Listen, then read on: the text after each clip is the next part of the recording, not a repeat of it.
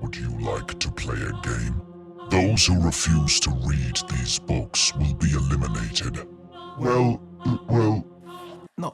Not eliminated. I mean, it's not that deep, but you just miss out on some good books. So Squid Games was released today, which means that we will probably all have already binged that by what do you think? The end of the weekend? But then what? Then what? In this video, I'm going to be talking about some books that are similar in different ways to Squid Game, whether that be through the survival aspect, the social commentary, or the deadly reality TV angle. First book we're going to be talking about is Battle Royale by Kushan Takami. You can think of this as like Squid Game High School edition, and actually this was a major inspiration for the TV show, so obviously it had to be included on the list. In Battle Royale, a class of Japanese students are randomly selected by the government as part of this brutal program designed to maintain control of the populace through fear. All of the students are sent to this deserted island, and they're fitted with these explosive collars that can be set off at any moment.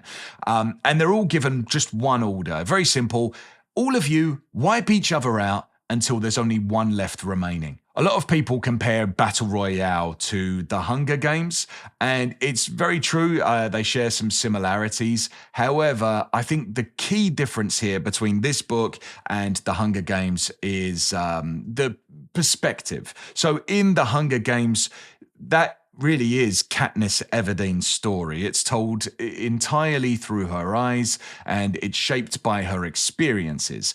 In contrast, Battle Royale is much more kind of complex, and it's told from the perspectives of multiple participants in the game. Plus, Battle Royale is far, far more violent. It leans much more toward the grittier and more intense death scenes that might not be as palatable to people that enjoyed the Hunger Games. And also, I don't know about you, but I always kind of got the feeling in the Hunger Games that nothing would ever happen to Katniss Everdeen. Her story is just so integral to the plot. So if she gets taken out, there's no story. That's another big difference between the Hunger Games and Battle Royale.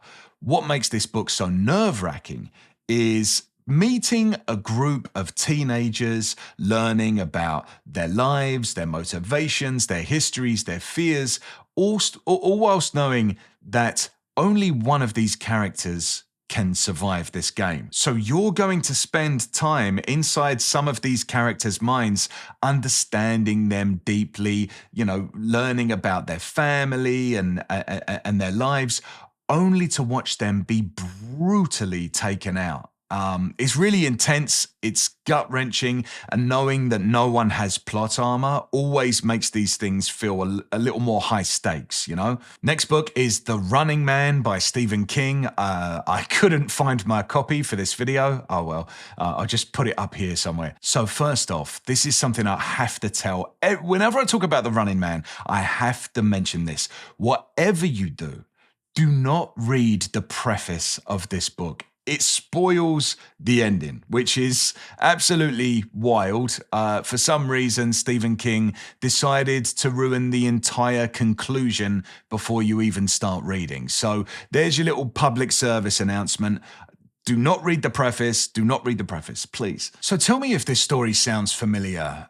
This is the story of Ben Richards. It's set in the year 2025. The world is seeing these rising levels of wealth disparity. Technology has reached the stage where it's wiping out many jobs. And healthcare in America is so expensive that Ben can't afford to take his daughter to the doctor.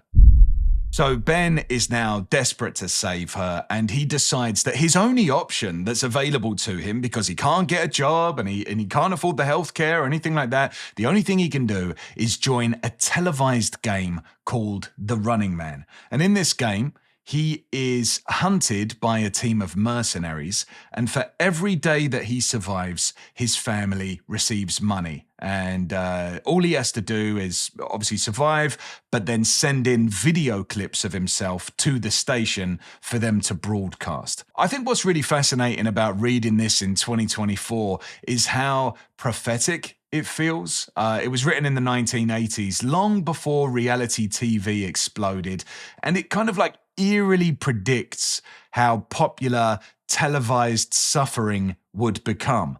In the same way that Squid Game critiques systems that crush the working class, this book delivers a similar kind of a message. With that said, I've got to admit, this is far from my favourite Stephen King novel, but I think that's largely down to the fact that I knew the ending. Because I read the preface, so don't be like me. The next book is The Lottery by Shirley Jackson. This is one that I read recently, and this is the shortest book that I'm going to be talking about in this video. It's just 12 pages long, so like a really tiny little short story. So, I can't say too much about the book without spoiling it. The story starts off kind of like deceptively cheerfully. Like all of the townsfolk are in this small village. They're gathering around for an annual festival, and families are laughing and joking, and they're all coming together in what seems like this pleasant and wholesome event.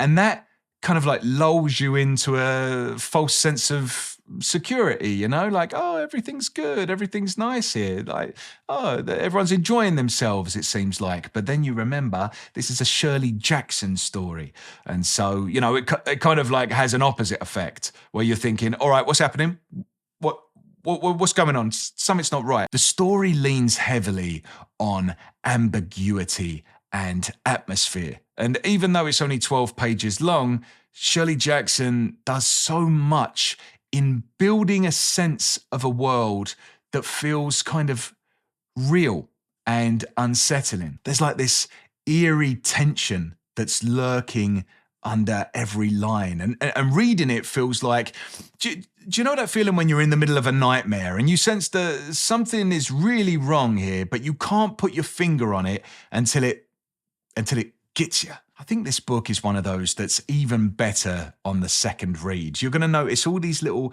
clues, these little hints that are scattered around. And there's a big conclusion, really, like I say, really creepy. And that's really all I can say without giving anything away. So yeah, highly recommend it if you want to be freaked out. And if you loved Squid Game, then you do like being freaked out, you fucking weirdo. Next up is Chain Gang All-Stars by Nana Kwame Adjei-Brenyah. This book is set in a dystopian future where criminals can avoid serving their full sentences by joining this kind of like gladiatorial game show and joining a program called CAPE. CAPE stands for Criminal Action Penal Entertainment. And it's like this brutal, televised, and wildly popular TV show. The story is told, again, through like multiple perspectives, but the two main characters are Loretta Thurwar and Hamara Stacks. Loretta is like this legendary player of the games. She's strong, stoic, she's also on the cusp of earning her freedom. And then you've got Stacks, who's like this kind of cocky rising star, and she's very good at charming the live audiences. She has a lot of showmanship, and she has these kind of catchphrases and finishing moves. She's all about entertaining the crowd. The contestants all compete in these one-on-one death matches, and they're armed with weapons of their choice, all for the entertainment of the people watching on television and also in the arena. But outside the arena, America is kind of like deeply divided. Some people are just glued to their screens. They're paying for the premium packages to watch all of this carnage, while other people are outside protesting the cruelty and the exploitation of the games. This book is kind of like a commentary on the for-profit industrial prison system and kind of like society's obsession with other people's suffering as entertainment. But at its core, it's also a love story. What I really appreciated is how the characters are just all flawed, they're all criminals with violent pasts, they're all morally grey, but they're painted as still human, which is really important to the story. It's difficult to see them treated as commodities and have all of society just sort of like go along with it. Next book is Red Rising by Pierce Brown. So I read the entire original trilogy this year. The main character in this book is Darrow. He's a hell diver that works in the mines on Mars.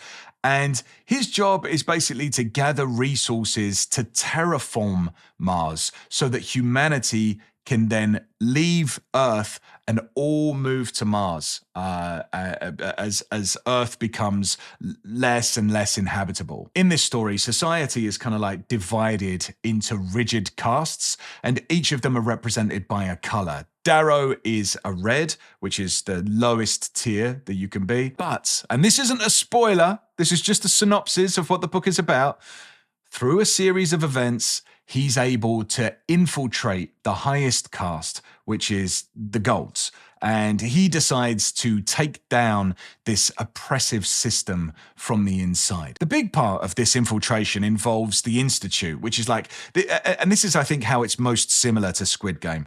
It's like a brutal battleground where all of the Golds compete in this deadly, high-stakes, like game of war to prove their superiority. It tests their physical strength, their cunning, their strategic thinking, their level of ambition, and really just their will to survive. And so Darrow not only has to blend in culturally, but also physically with these massive Golds. They're kind of like very physically superior as well. Very much like Squid Game, the book explores like life and death competition, rigid social hierarchies, human exploitation, and a lot of tough moral dilemmas where good people are forced to do terrible things to survive. And while the first book shares a lot of thematic similarities with Squid Game, the series as a whole really diverges into a much broader story. But still, the first installment, Red Rising, I think has a lot of similarities with Squid Game. I really enjoyed it as well. Please let me know if you have any other suggestions for books that are similar to Squid Game in the comment section below. And if you enjoyed this video, you might also like my video where I talk about books similar to The Last of Us. And you can watch that by clicking up here. Thanks so much for watching this video. I really appreciate it. And as always, happy reading.